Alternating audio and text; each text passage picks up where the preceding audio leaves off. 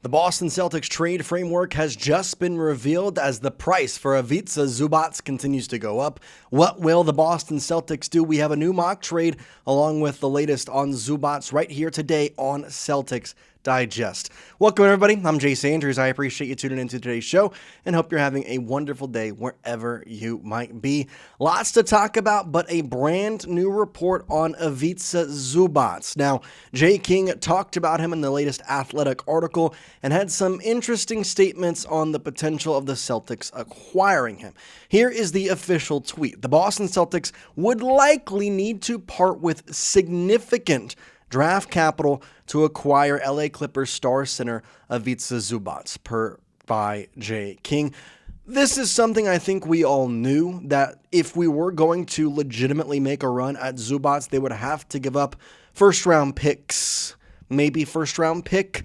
I have a mock trade in here that was proposed by Sports Illustrated that could very well be something we see, but at the end of the day, I am curious what the Celtics are willing to do. Obviously, we know the situation with Jayson Tatum. We know that right now they sit in a very good spot. I mean, the East is not exactly a death penalty to go through, and, well, the Celtics have done a very good job. I think for a lot of people, the expectation for the New York Knicks was to have one of the best seasons in 20 years, and they're 25-15. The expectation for the Celtics were lower this year than maybe the past 9 or 10 years, and we have one less win than them, and we play tonight against the Miami Heat.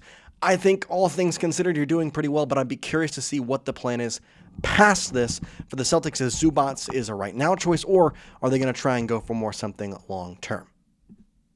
Before we get into the rest of today's show, this video is brought to you by Kalshi. And if you download Kalshi using the link in the description and use code DIGESTNBA, you're going to get $20 when you trade your first 100. Kalshi is the largest prediction market in the United States, and on their platform, you can trade yes or no on real-life events, sports, selections, news, even the weather. And whether you're in California or Texas or anywhere across the country, Kalshi is now live in all 50 states. For sports fans, you can trade on game outcomes, playoff chances, or player performances, all on a regulated market where you can cash out at any time. Now, right now, we're looking at the Boston Celtics taking on the Miami Heat tonight. On Kalshi, they give 56% odds to Boston. That means a $30 trade can net you $12 or $22 and it gets you 52 right there. Pretty good if you ask me. Once again, Kalshi is genuinely the smarter way to use your sports or news knowledge, and you can close positions whenever you want. Now, download Kalshi with the link in the description, and don't forget to use the code DIGESTNBA to get your $20 bonus. So, if Zubac is going to cost multiple first-round picks, are the Celtics willing to go there? Are the Celtics willing to go after him? Well, by all account of his stats, it makes sense that he's going to be worth multiple first-round picks. The 99th percentile in rebounds, 7th in the NBA, upper percentiles in minutes, assists, points, true shooting, field goal, blocks. He is what you want out of your center.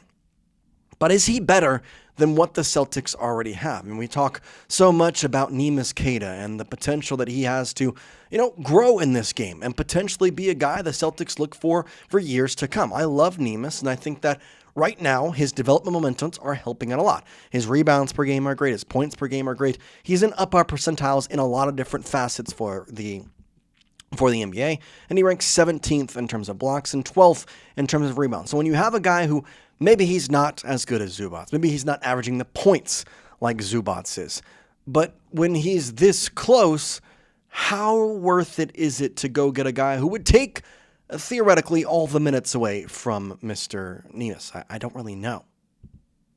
To that point, though, the Celtics wouldn't have an interest in him if it weren't a viable plan for Queta / what their plan is. And so I'm kind of curious, because when you think about the trades that we've seen, this is kind of what we got. On the Sports Illustrated mock trade, the Celtics would receive Ivica Zubac, and the Clippers would receive Anthony Simons, along with a 2026 first-round pick.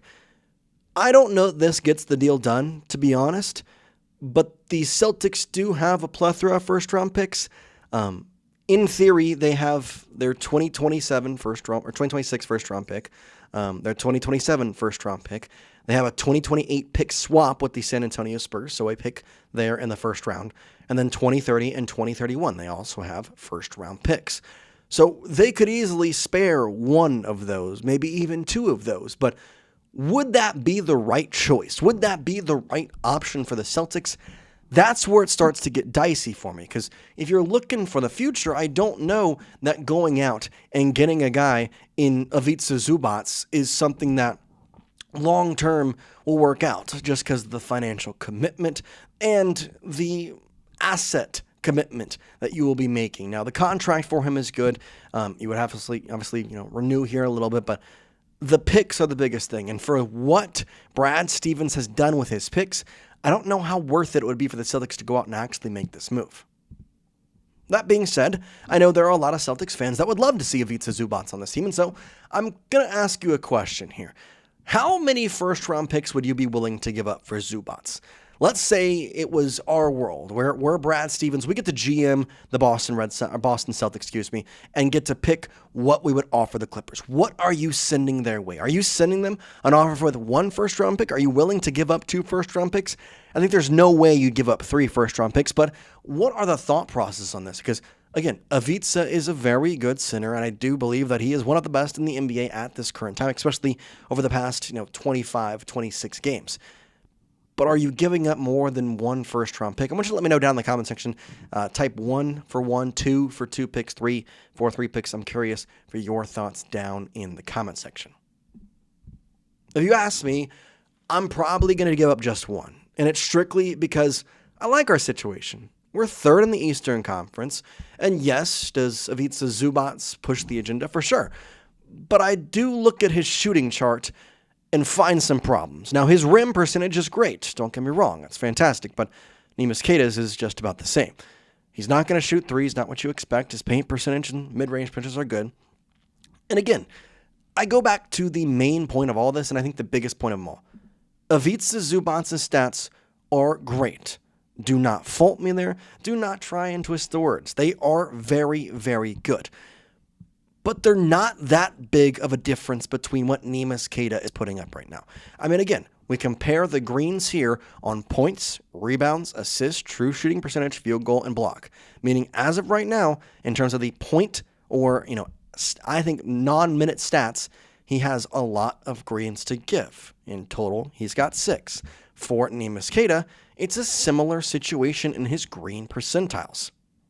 If you look at the way this kind of works, his green percentiles, points, rebounds, assists, true shooting, field goal, you also got the block. His greens, also 6 of the stats. Now, I'm not trying to sit here and say that Neemias Queta is as good as Ivica Zubac or that Neemias Queta is going to be better than Ivica Zubac. That's not what I'm saying.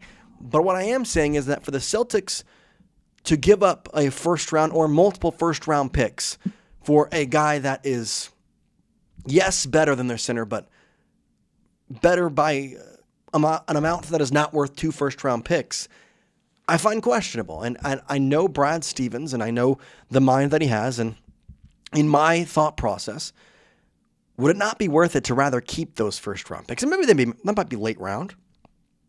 That's how we are. We've had late-round picks a lot of times. They could work out. Hugo Gonzalez has been great. The GM signings of Luka Garza. It's the way Brad Stevens works, and I think right now he can continue to try and do that. Now, we'll see what happens. Ultimately, at the end of the day, it is a game where the Celtics were interested, and if they want him, they have to be willing to put the money, so we'll see. We appreciate you watching. We have a great rest of your day, and we'll see you next time here on the show. Peace out, guys.